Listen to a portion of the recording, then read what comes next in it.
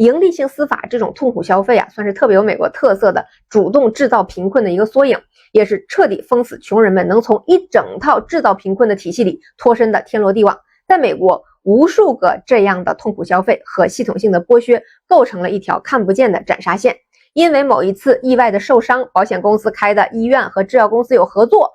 你多吃一点药或者从此一直吃药就需要续保嘛，于是就开出了成瘾性极大的止痛药。制药公司和保险公司呢，以及医院都赚得盆满钵满，随之而来的是你开始药物依赖，然后加大药量，然后倾家荡产，沦落为肯辛顿大街上的 homeless。 这就是发生在普渡制药身上的真实的案件，而且不止一起。他们通过各种方式贿赂或者欺骗，让医院和药房使用他们的含有阿片类药物的止痛药奥司康定。从95年仅以90名试验对象的临床数据就通过了美国 FDA 的审批之后，一直到2019年案发，24年里摧毁了无数人的健康和家庭。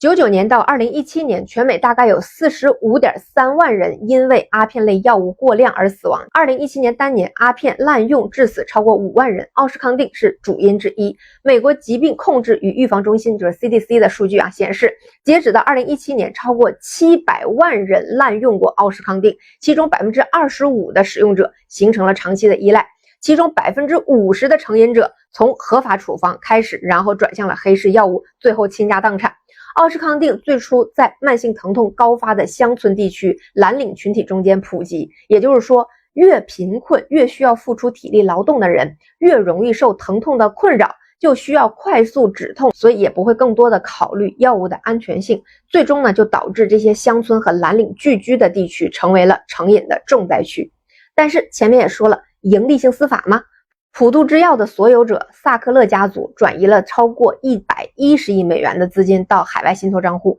案发之后，普渡制药破产，家族信托不受影响，而且没有任何一个家族成员承担了刑事责任。是的，造成了这么大的社会性的悲剧之后，始作俑者竟然无一人入狱，并且荣华富贵依旧，现实版的人血馒头。可以说，美国中下层的斩杀线是一套专门制造人血馒头的系统，悬在中下层民众的头顶。它不是贫困线，它是比贫困线更残酷的生存临界线。当一个家庭的财务缓冲彻底耗尽，不得不挪用房租、医保、车险这些碰不得的刚性死钱的时候，就等于越过了这条线，稍有不慎就是万劫不复，毫不夸张。因为资本会在他们滑落的每一个落脚处，把他们推到最后妻离子散、流离失所、食不果腹的境地的深渊中去。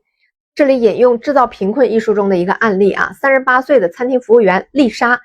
她拿着7.25美元的联邦最低工资，这个工资从2009年就没增加过